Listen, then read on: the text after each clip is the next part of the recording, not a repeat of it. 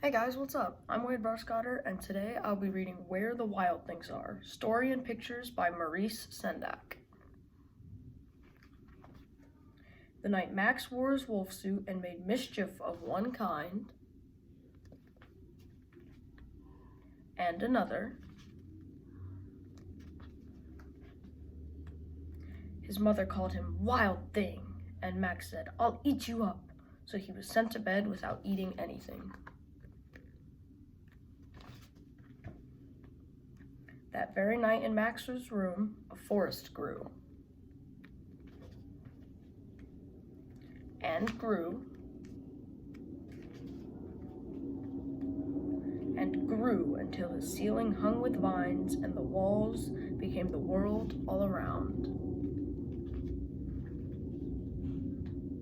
And an ocean tumbled by with a private boat for Max, and he sailed off through night and day.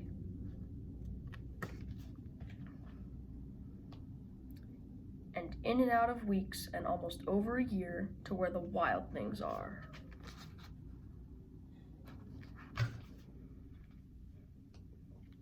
And when he came to the place where the wild things are, they roared their terrible roars and gnashed their terrible teeth and rolled their terrible eyes and showed their terrible claws.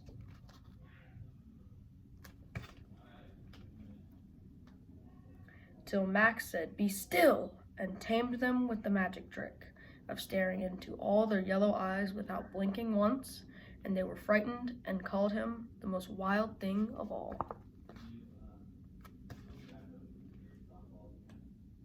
And made him king of all wild things. "And now," cried Max, "let the wild rumpus start."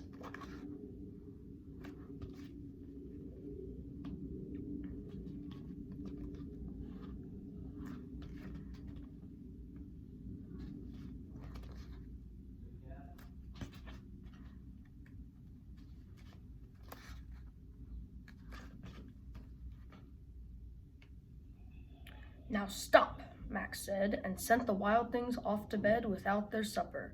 And Max, the king of all wild things, was lonely and wanted to be where someone loved him best of all. And all around, from far away across the world, he smelled good things to eat, so he gave up being king of where the wild things are.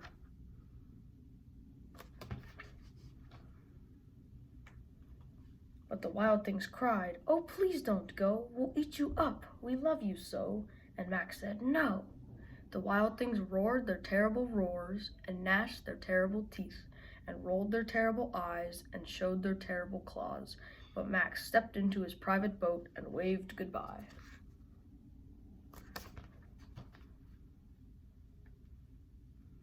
And sailed back over a year and in and out of weeks and through a day.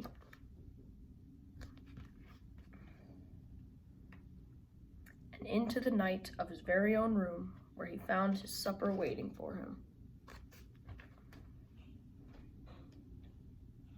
And it was still hot.